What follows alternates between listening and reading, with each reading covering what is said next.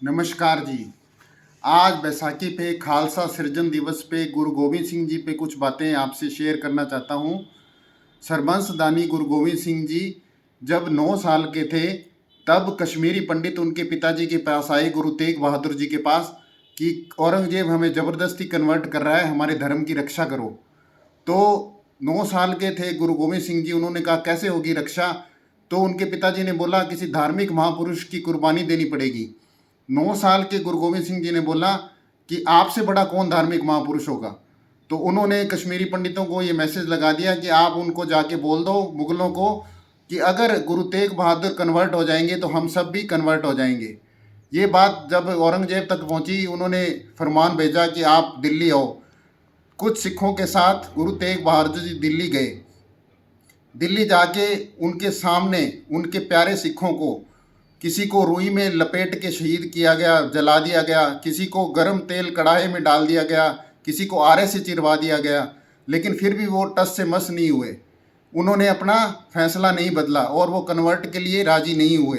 फिर उनकी शहीदी का फरमान दे दिया गया। चांदनी चौक में उनको शहीद कर दिया गया, उनका सिर धड़ से अलग कर दिया गया, लेकिन फिर भी वो अपनी बात पे कायम रहे। और फिर जब गुरु गोविंद सिंह जी के छोटे साहिबजादों को दीवार में चिनवाया गया, तो ये बात जब उन तक पहुंची, गुरु गोविंद सिंह जी तक, कि छोटे साहिबजादों को दीवार में चिनवा दिया गया है, तो उनकी आंख से एक आंसू नहीं आया। उन्होंने केवल ये पूछा कि वो डरे तो नहीं।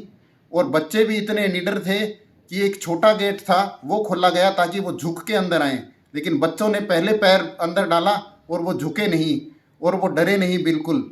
जब बड़े साहिबजादों को जंग में जाने के लिए उन्होंने फरमान दिया गुरु गोविंद सिंह जी ने, तो सिखों ने कहा कि अभी ये छोटे हैं, शहीद हो जाएंगे।